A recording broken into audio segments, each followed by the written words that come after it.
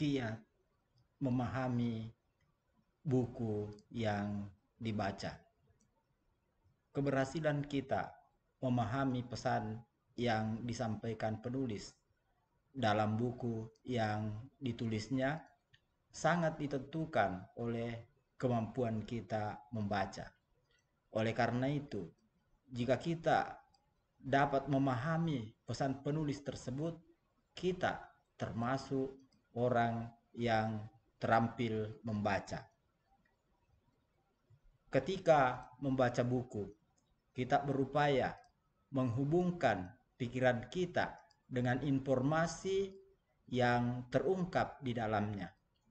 Hubungan tersebut berkembang dari dua jenis pengalaman yang berbeda, yaitu pengalaman penulis dan pengalaman kita. Saat membolak-balik halaman buku, kemungkinan kita dapat mengerti segala sesuatu yang penulis uraikan. Kemungkinan juga dapat terjadi sebaliknya, yakni kita tidak dapat memahaminya.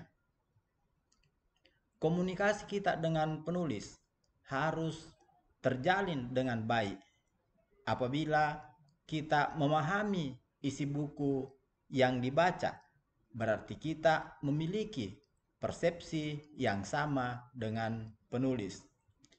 Kalimat demi kalimat dapat dipahami maksudnya, meskipun kita tidak pernah bertatap muka dengan penulis. Jika kita kurang dapat memahami maksud penulis, berarti kita memperoleh informasi yang berbeda dengan persepsi kita. Untuk mengatasi hal tersebut, kita dapat meminta bantuan kepada orang lain yang memahaminya. Jika hal itu tidak dapat kita lakukan, misalnya karena orang yang dapat membantu kita tempatnya jauh dan sulit dihubungi, kita dapat berupaya memahaminya dengan cara membaca ulang bagian buku yang sulit kita pahami. Sebenarnya, tanpa harus meminta bantuan kepada orang lain, kita dapat memahami sendiri buku yang kita baca. Kita dapat memahami sedikit demi sedikit makna kalimat yang digunakan penulis jika kita membaca buku tersebut secara serius dan jika perlu mengulangi membacanya. Akhirnya, kita dapat memahaminya secara sempurna.